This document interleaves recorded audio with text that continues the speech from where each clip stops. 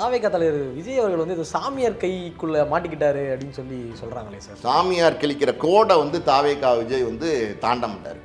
அதாவது நான் சொல்ல போகிற தகவல் வந்து உங்களுக்கு அதிர்ச்சியாக இருக்கும். விஜய் வந்து அவங்க வீட்டில் 8 பெண்களை வச்சுருக்காரு. ரஜினி ஒரு பயந்தாங்கோலி அப்படிங்கிற மாதிரி வந்து சொல்கிறார். அதாவது டிஎம்கே வந்து மிரட்டினதுனால தான் ரஜினி வந்து கட்சியை ஆரம்பிக்கல அப்படிங்கிற மாதிரி ஒரு ஸ்டேட்மெண்ட்டை வந்து கொடுக்குறாரு. 1996 பார்த்தீங்கன்னா மேடை ஏறி இதே மாதிரி ஒரு ஸ்டேட்மெண்ட் சொன்னார். அது என்ன அப்படின்னா, அதாவது மீண்டும் இந்த ஆட்சி வந்தால் மக்களை, தமிழ்நாட்டு மக்களை கடவுளால் கூட காப்பாற்ற முடியாது.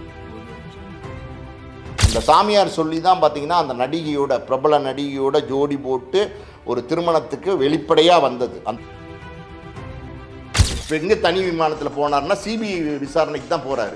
அப்படி சிபிஐ விசாரணைக்கு இப்போ ஞாயிற்றுக்கிழமைக்கு முன்னாடி நாள் சனிக்கிழமை போனார்ல தனி விமானத்தில், அன்னைக்கு கத்திரிக்கோள் எடுத்துகிட்டு போயிருக்காருல, சர்ச்சையில் மாட்டினார்ல. என்னன்னு தெரியுமா உங்களுக்கு? கத்திரிக்கோளை ஏன் எடுத்துகிட்டு போனான்னு தெரியுமா உங்களுக்கு? கட் பண்ணுறதுக்கா சார்? எதை கட் பண்ணுறதுக்கு இல்லை, எதை கட் பண்ணுறதுக்கு? ஆதவர்ஜுனா ஒரு ஃபுல் பாட்டில் கொண்டு போயிருக்காரு. இவர் வந்து கத்திரிக்கோள் எடுத்துகிட்டு போயிருக்காரு. என்ன சைட் டிஷ் ஊர்வா பேக்கெட் கட் பண்ணுறதுக்கா? தொற்றுக்கிறது யாரு? ஒரு சாம்ராஜ்யத்தை தொற்றுக்கீங்க. அப்படி இருக்கும்போது ரஜினி ரசிகர்கள் வச்சு செய்வாங்க. எங்க எலெக்ஷன் அன்னைக்கு சும்மா அப்படின்னா அவங்கெல்லாம் ரஜினி ரசிகர்கள்லாம் மெச்சூர்ட் ஆகிட்டாங்க இப்போ. அதனால் இந்த சின்ன பசங்க மாதிரி, இந்த அணில் குஞ்சுங்க மாதிரி வேலையெல்லாம் அவங்க பண்ண மாட்டாங்க. அணில் குஞ்சு யார் கூட மோத பார்க்குது? காட்டு சிங்கத்தோட மோத பார்க்குது. அந்த மாதிரி வந்து ரஜினி சிங்கத்துக்கிட்ட யார் மோதி பார்க்குறா? அணில் குஞ்சுங்க.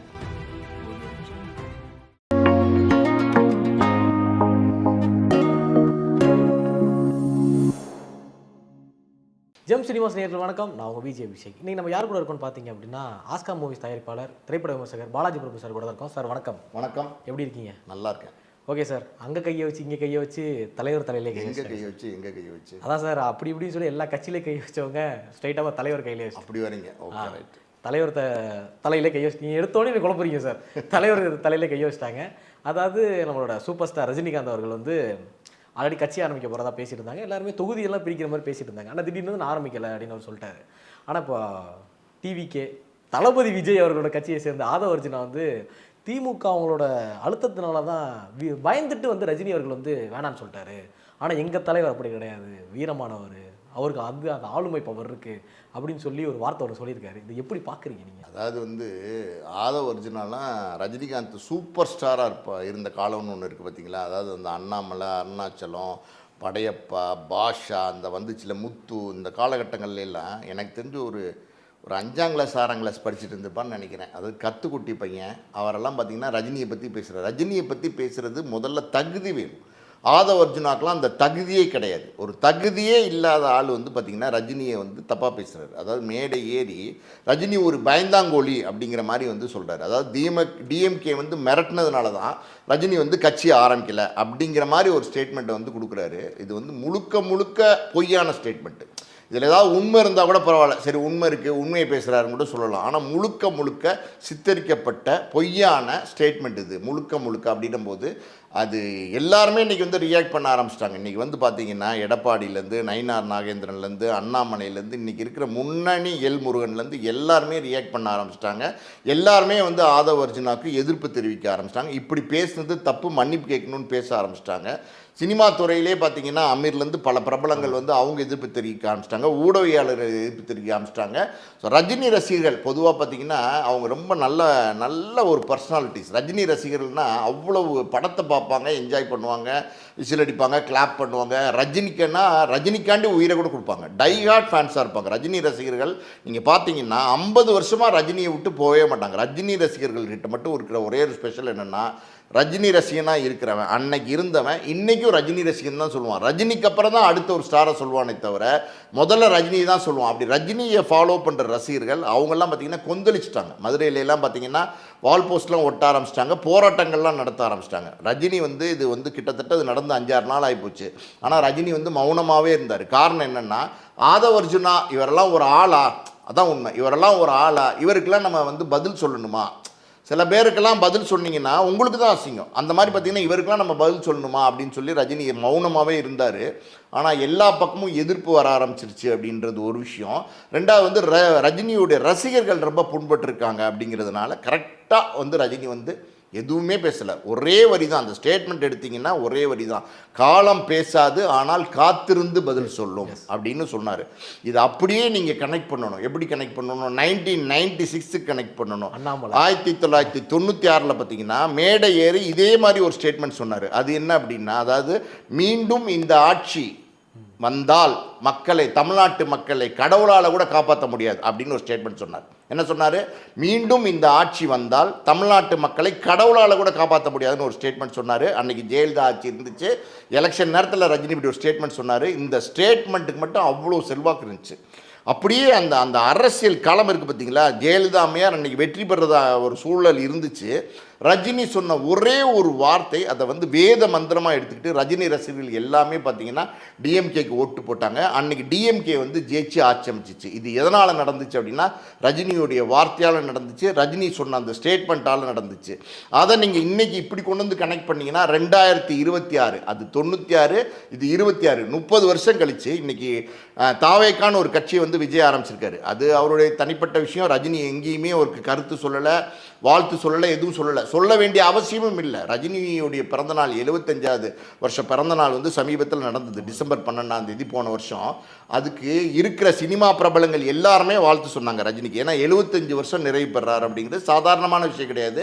அதுவும் 50 வருஷமாக பார்த்தீங்கன்னா சூப்பர் ஸ்டாராக இருக்கார் தமிழ் சினிமாவில். அப்படி ஒரு ஆளுமையினும் போது எல்லாருமே வாழ்த்து சொன்னாங்க. பிரதமர்லேருந்து நம்ம சீஃப் மினிஸ்டர்லேருந்து அரசியல் தலைவர்கள் பல பேர் சொன்னாங்க, ஊடகவியாளர்கள் சொன்னாங்க. அப்படி இருக்கிற சூழ்நிலையில் விஜய் அவர் ஒரு சக நடிகர், ரஜினியை பார்த்து சினிமாவுக்கு வந்த ஒரு நடிகர் இல்லைன்னா இப்படியும் சொல்லலாம். அதாவது வந்து இன்றைக்கி வந்து தாவேக்காங்கிற கட்சி தொடங்கியிருக்காரு, ஒரு கட்சி தலைவர். அதாவது விஜய்க்கெல்லாம் யார் முன்னோடி அப்படின்னா ரஜினி தான் முன்னோடி. ரஜினி தான் வந்து முன்னோடி. ரஜினி ஸ்டைலு, ரஜினி லுக்கு, ரஜினியோட வாக்கு, ரஜினியோட மாசு, ரஜினியோட மேனரிசம், ரஜினியோட ஹியூமர் எல்லாத்தையும் அப்படியே கிராஸ் பண்ணி தான் விஜய் வந்து அந்த ரஜினியோட இடத்துக்கு வந்தார். ரஜினியோட இடத்துக்கு வந்தார்னு சொல்ல முடியாது. ரஜினி தான். ரஜினிக்கு ஒரு படி தான் கீழே. எப்போவுமே விஜய் வந்து ரஜினிக்கு ஒரு படி கீழே தான். ஆனால் விஜய் இன்னைக்கு மார்க்கெட்டில் வந்து ஒரு பாப்புலரான மாசான ஆர்டிஸ்டாக வந்தது காரணம் என்னென்னா ரஜினியோட இன்ஸ்பிரேஷன், ரஜினிகிட்டேருந்து உறிஞ்சி எடுத்துக்கிட்ட அந்த சத்து தான் வந்து இன்றைக்கி விஜய் வந்து இன்றைக்கி தமிழ் சினிமாவில் சூப்பர் ஸ்டாராக காட்டுது. அப்படி இருக்கும்போது ஒரு குறைஞ்சபட்சம் ஒரு பிறந்தநாள் வாழ்த்து, அதாவது ஒரு வயசில் மூத்தவர் ஒரு 75வது பிறந்தநாள் ஒரு வாழ்த்து கூட விஜய் சொல்ல மறுக்கிறார், சொல்லலை. அதான் உண்மை. அப்படின்னும் போது ரஜினி எதுக்கு விஜய்க்கு வந்து வாழ்த்து சொல்லணும்? பல பேர் கேட்குறாங்க, விஜய் கட்சி தொடங்கினப்ப ரஜினி வந்து வாழ்த்து சொல்லியிருக்கலாமேன்னு. ரஜினியெல்லாம் வாழ்த்து சொல்ல வேண்டிய அவசியமே கிடையாது. நல்லது நினச்சா நல்லது நினைப்பார், ஆனால் தீயது நினச்சா இப்படி தான் ஸ்டேட்மெண்ட் கொடுப்பார். என்ன சொல்கிறாரு? காலம் பேசாது ஆனால் காத்திருந்து பதில் சொல்லும். இந்த ஸ்டேட்மெண்ட்டையும் இந்த மீண்டும் இந்த ஆட்சி வந்தால் தமிழ்நாட்டு மக்களை கடவுளே கூட காப்பாற்ற முடியாதுன்னு சொன்னார்ல, அந்த ஸ்டேட்மெண்ட்டையும் கனெக்ட் பண்ணி பாருங்கள். அன்னைக்கு அதை சொல்லி அந்த கவர்மெண்ட்டை வந்து கவுத்தார். இன்னைக்கு இப்படி ஒரு ஸ்டேட்மெண்ட்டை கொடுத்து விஜயினுடைய அரசியல் வாழ்க்கையே கேள்விக்குறியாக மாற்றிட்டார். இதுதான் உண்மை. ரஜினியை வந்து சாதாரணமாக இடப்படக்கூடாது. ரஜினி வந்து எப்படின்னா கிட்டத்தட்ட 50 வருஷமாக பெரிய பட்டாளம், ரசிகர் பட்டாளம் ரஜினி பின்னாடி இருக்காங்க. நான் சொன்ன மாதிரி பார்த்தீங்கன்னா இன்றைக்கும் ரஜினியை ஃபாலோ பண்ணுற அந்த ரசிகர் கூட்டம், ரஜினி ஃபேன்ஸ்ன்னு இருப்பாங்கல்ல, அவங்க ரஜினியை விட்டு எங்கேயுமே போக மாட்டாங்க. ரஜினி தான், அதாவது ரஜினி இப்பயும் ரஜினி, எப்பயும் ரஜினி இருக்கிற மாதிரியான ஃபேன்ஸ் அவங்க வந்து பார்த்திங்கன்னா இன்றைக்கி தமிழ்நாட்டில் மட்டும் கோடான கோடி பேர் இருக்காங்க. கோடான கோடி பேர் ரஜினியோட ஃபேன்ஸ் இருக்காங்க. இப்போ இந்த சொன்ன ஸ்டேட்மெண்ட் மூலமாக ரஜினி நிச்சயமாக தாவேக்காக்கு ஓட்டு போட போகிறது இல்லை அப்படிங்கிறது தெளிவாக தெரிஞ்சு போச்சு. ரஜினி ரசிகர்கள், அதாவது ரஜினியை ஃபாலோ பண்ணக்கூடிய டைஹார்ட் ரசிகர்கள் ஒருத்தங்க கூட விஜய்க்கு வந்து ஓட்டு போட மாட்டான், தாவேக்காக்கு ஓட்டு போட மாட்டான். யானை அதாவது வந்து தாம் மேலே தாந்தலையில் மண்ணள்ளி போட்டுக்குச்சு. இதுதான் உண்மை. அந்த ரஜினியோட பவர் வரப்போகிற எலெக்ஷனில் தெரியும். அதுதான் வந்து சூசகமாக சொல்லியிருக்கார், காலம் பேசாது ஆனால் காத்திருந்து பதில் சொல்லும். சொல்ல எனக்கு கூஸ் பம்ப்ஸ் ஆயிடுச்சு சார். அப்படியே ஓகே சார். அதே மாதிரி வந்து இன்னொரு விஷயம் கேள்விப்பட்ட, உண்மையாக போய் நீங்கள் தான் சொல்லணும். தாவேக்கா தலைவர் விஜய் அவர்கள் வந்து இது சாமியார் கைக்குள்ளே மாட்டிக்கிட்டாரு அப்படின்னு சொல்லி சொல்கிறாங்களே சார். இல்லை, சாமியார் கைக்குள்ளே மாட்டலை, சாமியார்கிட்ட மாட்டிக்கிட்டார். சாமியார் கிழிக்கிற கோடை வந்து தாவேக்கா விஜய் வந்து தாண்ட மாட்டார். அதாவது நான் சொல்ல போகிற அது தகவல் வந்து உங்களுக்கு அதிர்ச்சியாக இருக்கும். விஜய் வந்து அவங்க வீட்டில் 8 பெண்களை வச்சுருக்காரு சார். நிஜமா தம்பி, 8 பெண்களை வச்சுருக்காரு. தப்பாக பேசுறது நினைக்கக்கூடாது. அவர் வந்து ரொம்ப நல்ல மனிதர், உத்தமர். அவர் 8 பெண்களை எதுக்கு வச்சுருக்காருன்னா வீட்டில் வந்து பார்த்தீங்கன்னா கோலம் போடுறதுக்கு வச்சுருக்காரு. அந்த சாமியார் சொல்லியிருக்காரு, தினம் தினம் பிரம்ம முகூர்த்தத்தில் உங்கள் வீட்டில் 8 இடத்துல வேறு இடத்துல பார்த்தீங்கன்னா 8 கோலம் போடணும்னு சொல்லியிருக்காரு. ஸோ ஒரு பிரம்ம முகூர்த்தம் ஆரம்பித்து முடிகிறதுக்குள்ளே இந்த 8 கோலத்தையும் போட்டு முடிக்கணும். ஸோ 8 கோலத்தையும் ஒரே பெண்ணால் போட முடியுமா? மாவு கோலம் புள்ளி வச்சு கோலம் போடணும். அது வந்து முடியாது. அந்த பிரம்ம முகூர்த்தம் முடிஞ்சிடும். ஒரு நாள் ஃபுல்லாக ஆகும் 8 கோலம் சரியாக போட்டு முடிக்கிறதுனா. அதனால் என்ன பண்ணியிருக்காருன்னா பிரம்ம முகூர்த்தம் ஆரம்பித்து முடிகிறதுக்குள்ளே 8 கோலத்தையும் போட்டு முடிக்கணும் இல்லையா? அதனால் 8 பெண்களை வச்சுருக்காரு. அதான் நான் சொன்னேன், 8 பெண்களை வச்சுருக்காரு கோலம் போடுறதுக்கு. அதை நீங்கள் தெளிவாக புரிஞ்சுக்கணும். கோலம் போடுறதுக்கு வச்சுருக்காரு பிரம்ம முகூர்த்தத்தில். இது யார் சொன்னதுன்னா அந்த சாமியார் சொன்னது. 8 பசுமாடு வளர்க்குறாரு. அது எதுக்கு சார்? அது எதுக்குன்னா அந்த பசுமாடு போடுறதுல சாணி, அந்த சாணியை வந்து அந்த கோலத்துக்கு நடுவில் வைக்கணும். பூசணி பூ கேள்விப்பட்டிருக்கீங்களா? பூசணி அப்படியே படர்ந்துட்டு இருக்கும், பூசணி செடி. அதில் வந்து ஒரு மஞ்சள் கலரில் லைட் எல்லோ கலரில் ஒரு பூ பூக்கும் தெரியுமா? அதை பறித்து அந்த சாணி மேலே வைக்கணும். இதெல்லாம் யார் சொன்னது? சாமியார். இந்த சாமியார் சொன்னது. இந்த சாமியார் ஒரு கோடு போட்டாருன்னா விஜய் வந்து அதை தாண்ட மாட்டார். அந்த அளவுக்கு வந்து இன்னைக்கு சாமியார் பிடியில் இருக்க மாட்டியிருக்காரு விஜய். அந்த சாமியார் சொல்லி தான் பார்த்தீங்கன்னா அந்த நடிகையோட, பிரபல நடிகையோட ஜோடி போட்டு ஒரு திருமணத்துக்கு வெளிப்படையாக வந்தது. அந்த சாமியார் என்ன சொல்கிறாருன்னா, நீ இனிமேல் ஜோடியோடு போ அப்படிங்கிறாரு. அப்படி இருக்கும்போது அவருக்கு ஜோடி இல்லை இல்லையா? அந்த நடிகையோட வந்து ஜோடி போட்டு வராரு. இதுவும் அந்த சாமியார் சொல்லி தான். கரெக்டான மேட்ச்சில் தான் மேட்ச் கரெக்டான மேட்ச்சில் வரணும்ல. வந்தால் பக்கா மேட்ச்சுப்பா, பக்காவாக இருக்குது மேட்சிங்னு சொல்லணும்ல. அந்த அளவுக்கு மேட்சிங்கில் வந்திருக்காரு. அதான் மேட்சிங்கில் தமிழ்நாடு கொந்தளிக்கு சார். அப்படியே மேட்சிங்கில் கொந்தளிக்குது. மேட்ச்சில் தான் கொந்தளிப்பாங்க யார் ஜெயிக்க போகிறான்னு. ஆனால் இது மேட்சிங்கில் கொந்தளிக்குது தமிழ்நாடு. பயங்கரமாக இருக்குது சார். அதே மாதிரி ஆதவ அர்ஜுனா வந்து கொஞ்சம் இருங்க, அவசரப்படாதீங்க. அதாவது வந்து இப்போ எங்கே தனி விமானத்தில் போனார்னா சிபிஐ விசாரணைக்கு தான் போகிறாரு. அப்படி சிபிஐ விசாரணைக்கு இப்போ ஞாயிற்றுக்கிழமைக்கு முன்னாடி நாள் சனிக்கிழமை போனார்ல தனி விமானத்தில். அன்னைக்கு கத்திரிக்கோள் எடுத்துகிட்டு போயிருக்காருல்ல, சர்ச்சையில் மாட்டினார்ல. என்னன்னு தெரியுமா உங்களுக்கு? கத்திரிக்கோளை ஏன் எடுத்துகிட்டு போனான்னு தெரியுமா உங்களுக்கு? கட் பண்ணுறதுக்கா சார்? எதை கட் பண்ணுறதுக்கு?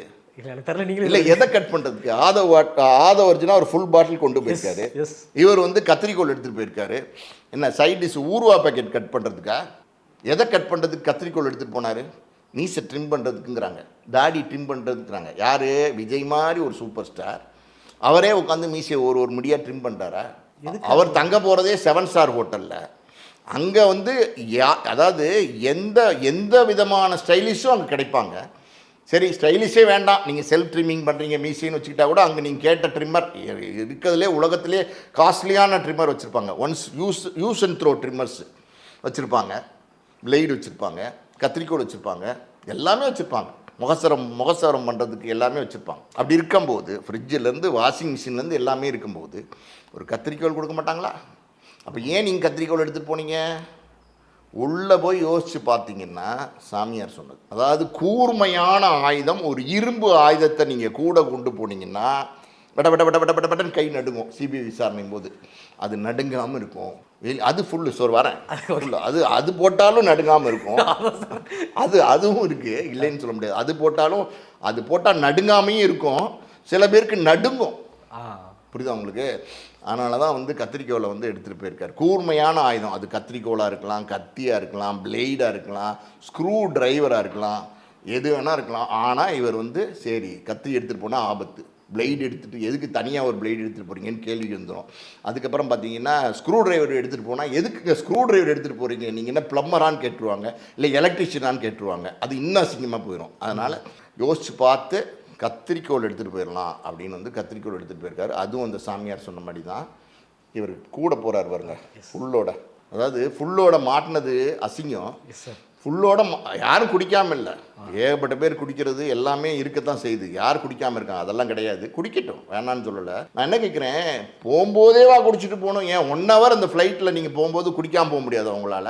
போகும்போதே ஃப்ளைட்டு டேக் ஆஃப் பண்ணோடனே மச்சி சரக்கு ஊத்துறா அப்படின்னு சொல்லி குடிச்சிட்டு போகணுமா என்ன? அந்த அளவுக்கு இந்த 1 ஹவர் கூட குடிக்காமல் இருக்க முடியாதா என்ன ஆதவ அர்ஜுனாவால்? எதுக்கு ஃபுல் பாட்டில் எடுத்துகிட்டு போகிறார்? சரி, ஏர்போர்ட்டில் லேண்ட் ஆனோன்னு நேராக தனி காரில் தான் போக போகிறீங்க. தனி விமானத்திலே போகும்போது தனி காரில் போக மாட்டிங்களா? போய் 5 ஸ்டார் ஹோட்டலில் வந்து சேர போகிறீங்க 10 நிமிஷத்தில். அங்கே நீங்கள் கிடைக்கிற கேட்குற சரக்கெல்லாம் கிடைக்குமே. அப்புறம் வந்து எதுக்கு இங்கேருந்து சரக்கு? இது எப்படின்னா அல்பத்தனமான புத்தி. பாண்டிச்சேரிக்கு போய் பார்த்தீங்கன்னா சுற்றி ஃபுல்லாக குடிப்பாங்க, குட்டியாக குடிப்பாங்க. காலையிலேருந்து சாயந்தரம் வரைக்கும் சரக்கை ஏற்றுவாங்க. மச்சான் ஏதாவது ஒரு சைட் டிஷ் சாப்பிட்லாம்டா அப்படின்னு சாப்பிடுவாங்க. சரக்கு ஏற்றுவாங்க. ஆனால் அவ்வளோ ஏற்றியும் அவ்வளோ போதை வந்தும் அவ்வளோ ஆட்டம் போட்டும் அடங்காது மனசு. என்ன செய்வாங்க, மச்சான் நீ ஒரு 2 பீர் வாங்கிக்கோ, நான் ஒரு 2 ஃபுல் வாங்கிக்கிறேன், நீ ஒரு 2 குவார்ட்டர் 2 ஆஃப் வச்சுக்கோ, நான் அவனுக்கு கொடுக்கணும், பிரசாந்துக்கு கொடுக்கணும், பிரவீனுக்கு கொடுக்கணும், நவீனுக்கு கொடுக்கணும்னு வாங்கி காருக்குள்ளே போட்டு செக் போஸ்ட்டை தாண்டும் போது திக்குன்னு இருக்கும். பிடிச்சிருவானா நம்ம வண்டியை பிடிச்சிருவானா அந்த மாதிரி அல்பத்தனமாக அங்கே குடித்தது பத்தாதுன்னு இங்கே கடத்தி கொண்டு வராங்க பார்த்தீங்களா சரக்கு பாண்டிச்சேரியிலேருந்து. அந்த மாதிரி புத்தி தான். ஒரு பாண்டிச்சேரியிலேருந்து வந்து எனக்கு தெரிஞ்சு மறைச்சி 2-3 பீர் பாட்டில் கொண்டு வந்திருப்பான்னு நினைக்கிறேன். அதான் ஃப்ளைட்டில் போகும்போதே சரக்கு பாட்டில் கொண்டு போயிட்டார். கொண்டு போகக்கூடாது ஃப்ளைட்டில் சரக்கு கொண்டு போகக்கூடாது, கத்தி கொண்டு போகக்கூடாது. ஏன் கொண்டு போகக்கூடாதுன்னா பைலட் வந்து வண்டி ஓட்டுறாரு. நீங்கள் திடீர்னு கத்தியை காமிச்சு பைலட் எதாவது பண்ணிங்கன்னா இல்லை, சரக்கை போட்டுட்டு நல்லா ஃபுல்லாக வந்து இப்போ ஃப்ளைட்டில் ஏற்றிட்டு சரக்கை போட்டதுக்கப்புறம் நம்மளாவே இருக்க மாட்டோம். அப்படி இருக்கும்போது மச்சாமி சருவா அப்படின்னு ஃப்ளைட்டில் ஆடி பைலட்டை போய் அப்படி இப்படின்னு உழுக்குனீங்கன்னா என்ன வருது? ஃப்ளைட் ஓட வேண்டாமா? அதுக்காண்டி சில ரெஸ்ட்ரிக்ஷன்ஸ் வச்சுருக்காங்க. இதெல்லாம் நீங்கள் உங்களுடைய லக்கேஜில் போட்டு கொண்டு வரலாம். ஹேண்ட் லக்கேஜில் எடுத்துகிட்டு போகக்கூடாது, ஃப்ளைட்டுக்குள்ளே எடுத்துகிட்டு போகக்கூடாது. சார் அதே மாதிரி இது வந்து ஆதவர்ஜன் அவர் குடிக்கிறதுக்காக எடுத்துகிட்டு போயிருப்பாருன்னு நினைக்கிறீங்களா? இல்லை இது இந்த ரிசர்ச் எல்லாம் தேவையாங்க? இல்லை சார், குடிச்சா என்ன குடிக்கலன்னா என்ன? இல்லை எப்படின்னா நல்ல அவர் குடிக்கிறதுக்கு எடுத்துகிட்டு போகாமல் யார் குடிக்கிறதுக்கு எடுத்துகிட்டு போய் கொடுக்க போகிறாரு? இல்லை சார், என்னோட சந்தேகம் என்னன்னா நல்ல கண்ண அதாவது பொதுவாக வந்து ஒரு ஃப்ரெண்டு பாண்டிச்சேரியில் இருக்கான்னு சொன்னான்னு வச்சுக்கோங்க, ஒரு ஃபோன் போட்டு பேசும்போதே மச்சான் பாண்டிச்சேரியில் இருக்க வரும்போது ஒரு ½ பாயிண்ட் வாடா மச்சான் அப்படின்னு சொல்லுவாங்க. அதனால் ஃப்ரெண்டு வாங்கிட்டு வந்து உங்களுக்கு கொடுக்கறதுக்காக வாங்கிட்டு வந்திருக்கலாம். ஆதவர்ஜனாக்கு டெல்லியில் யார் இருக்க போகிறாங்க, யாருக்கு கொண்டு போய் கொடுத்தாரு தெரில, யாருக்காவது கொடுத்துருக்கலாமோ என்னமோ தெரில. இது எல்லாமே எப்படின்னா கத்திரிக்கோள், ஜோசியக்காரன் சொன்னது. மொத்தத்தில் ஒரு ஜோசியக்காரன் பிடியில் சிக்கி கொண்டார் தளபதி விஜய், சிக்கி தவிக்கிறார் தளபதி விஜய். மூட நம்பிக்கை.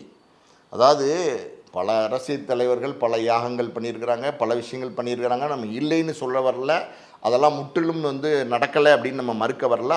ஆனால் ஒரு விஷயத்தை நம்ம தெளிவாக புரிஞ்சுக்கணும். அது என்ன அப்படின்னா, ஒருத்தர் ஒன்று சொல்கிறார் அப்படின்னா அதை செய்யலாமா வேணாமான்ற முடிவு நீங்கள் எடுக்கணும். உங்களுக்கு யோசனை இருக்கணும், உங்களுக்கு வந்து ஒரு சமயோஜித புத்தி இருக்கணும். இதெல்லாம் எடுத்துகிட்டு போனால் தப்பாச்சே, இது மாட்டினா அசிங்கமாச்சே அப்படின்னு தோணும். இப்போ மாட்டி அசிங்கப்பட்டீங்களா? அவங்க என்ன சொல்கிறாங்க தெரியுமா, அந்த ஃபுல் பாட்டில் உள்ளே போச்சுல்ல, உள்ளே போல் ஃப்ளைட்டுக்குள்ளே போச்சுல்ல, ஃப்ளைட்டுக்குள்ளே போன அந்த ஃபுல் பாட்டிலு அவங்க வந்து பர்ஃப்யூம்னு சொல்கிறாங்க. உலகத்தில் இவ்வளோ பெரிய பர்ஃப்யூம் நீங்கள் எங்கேயாவது பார்த்துருக்கீங்களா? பர்ஃப்யூம் இத்தினூண்டு இருந்தாலே 20 லட்சம், இத்தினூண்டு ஆனால் 30, இத்தினூண்டு ஆனால் 40, இப்படி ஒன்றுமே இல்லாமல் நசுக்கிட்டீங்கன்னு வச்சுக்கோங்க, அது வந்து 50 அப்படி இருக்குது லட்சம். இவ்வளோ பெரிய பாட்டிலு, அப்போ எவ்வளோ காஸ்ட்லி பர்ஃப்யூம். சரக்கு இல்லை, இது பாத்தில் ஊற்றி குளிப்பாங்கன்னு நினைக்கிறேன். இந்த குளிக்கிற பாத்தில் ஊற்றி மிதப்பாங்கன்னு நினைக்கிறேன். அப்படி பாத்தில் ஊற்றி குளித்தவங்களாம், பாத் டப்பில் ஊற்றி குளித்தவங்கலாம் பல பேரோட கதை ஒன்றும் இல்லாமல் போயிருக்கு. அது தனி எபிசோட போகும் நினைக்கிறேன், தனி எபிசோட போகும். ஓகே சார், இப்போ ஆதவர்ஜன் அவ்வளோ தைரியமாக பேசிட்டு இப்போ கடைசியில் மன்னிப்பு கேட்குற அளவுக்கு கீழே இறங்கிட்டாரு சார். அதை பற்றி சொல்கிறேன். இப்போ நீங்கள் சும்மா வந்து பீச்சுக்கு போயிருக்கீங்க.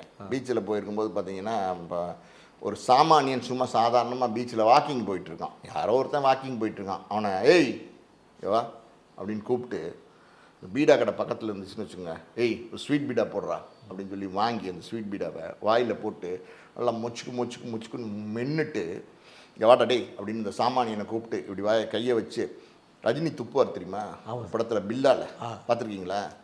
ரஜினி துப்புவார்ல, துப்புனாரா பில்லா பார்த்துருக்கீங்களா? அதே மாதிரி இப்படி கையை வச்சு அப்படின்னு வந்து அந்த சாமானிய மூஞ்சில் துப்புனீங்கன்னா அந்த சாமானியனே உங்களை சும்மா விட மாட்டோம். நீங்கள் தொட்டிருக்கிறது யார்?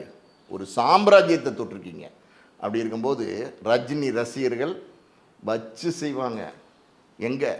எலெக்ஷன் அன்னைக்கு. சும்மா அப்படின்னா அவங்கெல்லாம் ரஜினி ரசிகர்கள்லாம் மெச்சூர்ட் ஆகிட்டாங்க இப்போ. அதனால் இந்த சின்ன பசங்க மாதிரி, இந்த அணில் குஞ்சுங்க மாதிரி வேலையெல்லாம் அவங்க பண்ண மாட்டாங்க. அவங்களாம் அப்படி ஸ்டெடியாக இருப்பாங்க.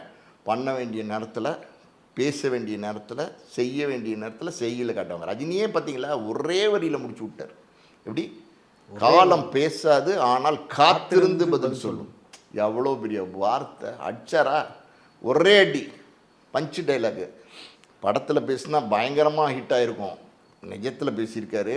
அது வாழ்க்கையில் அப்படியே ரிஃப்ளெக்ட் ஆகும், வர எலெக்ஷனில் அப்படியே வந்து பிரதிபலிக்கும். நீங்கள் பாருங்கள் தாவேக்கா எங்கே போகுது, எங்கே போகுது, எங்கேயோ போகுது சார். எங்கேயோ போயிடும்.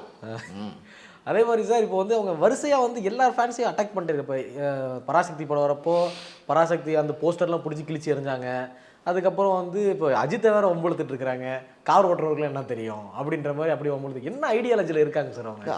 ஆதவர்ஜுனா எப்படின்னா நீங்கள் கூடவே நீங்கள் வந்து சனியனை வச்சுருந்தீங்கன்னு வச்சுக்கோங்களேன், அது உங்களுக்கு எந்த நேரத்தில் எப்படி வந்து விஷத்தை பாலில் கலந்து கொடுக்குமா, இல்லை பாயாசத்தில் கலந்து கொடுக்குமா, இல்லை பன்னீரில் கலந்து கொடுக்குமா, கண்டே பிடிக்க முடியாது. அந்த மாதிரி கூடவே இருக்கார். ஸ்லீப்பர் செல் தான் ஆதவர்ஜுனா. அது விஜய்க்கே தெரியாது.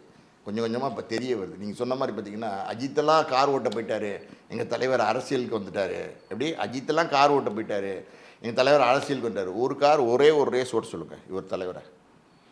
சாதாரணமான விஷயம் நினச்சிங்களா? ஃபார்முலா காரில் ரேஸ் ஓட்டுறதுங்கிறது. ஒரு ரேஸ் ஓட்ட சொல்லுங்கள் அஜித்தை மாதிரி.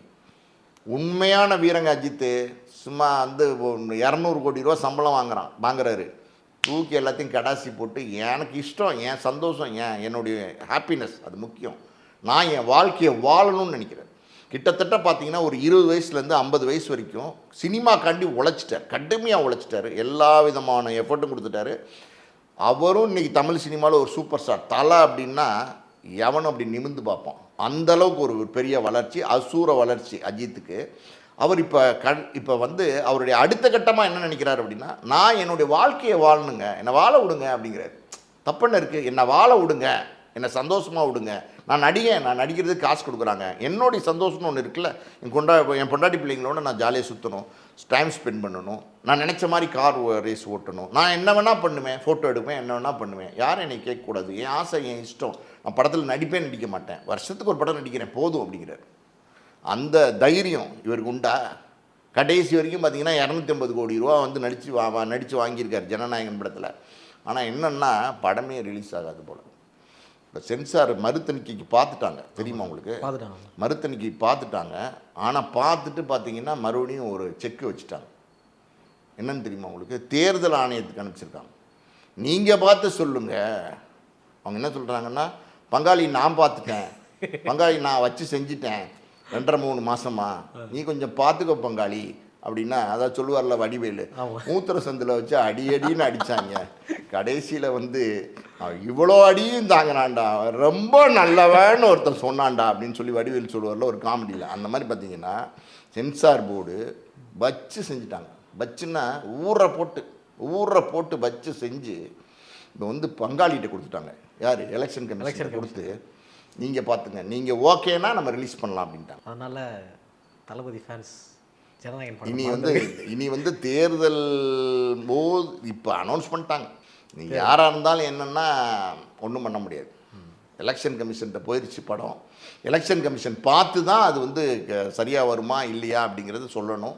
அது என்ன சொல்ல போகிறாங்கன்னு நமக்கு தெரியாது. ஒருவேளை சரி ரிலீஸ் பண்ணிக்கோங்கன்னு சொன்னால் கூட ரிலீஸ் பண்ண அடுத்த நாளே முதல் ஷோ ஓடணுன்னு வெயிட் பண்ணுவாங்க எப்போவுமே. அப்படின்னா இந்த மாதிரி ஆட்களை எல்லாம் அடிக்கணுன்னா டக்குன்னு போய் அடிக்க மாட்டாங்க. ஏய் என்னடா அப்படின்னு நேராக போய் அட்டாக் பண்ண மாட்டாங்க. மறைஞ்சிருந்து பதுங்கியிருந்து அடிப்பாங்க. மறைந்திருந்து பார்க்கும் மர்மம் என்ன அப்படிங்கிற மாதிரி மெதுவாக, அது என்னடா மர்மம் மறைஞ்சிருந்து பார்த்துட்டே இருக்கான் அப்படின்னா அது கரெக்டாக வந்து நேரம் பார்த்து அடிப்பாங்க. ஒரு ஷோ ஓடணுன்னு இந்த படம் வந்து பிரச்சார படம் மாதிரி இருக்குது, இந்த அரசியலில் வந்து பிரச்சாரம் பண்ணுற மாதிரி இருக்குது இந்த படம், இப்போ தேர்தல் நேரத்தில் இந்த படத்தை ஓட விடக்கூடாதுன்னு எலெக்ஷன் கமிஷன் ஒரு மனுவை கொடுத்தாங்கன்னு வச்சுங்க, முதல் ஷோட முடிஞ்சு கதை.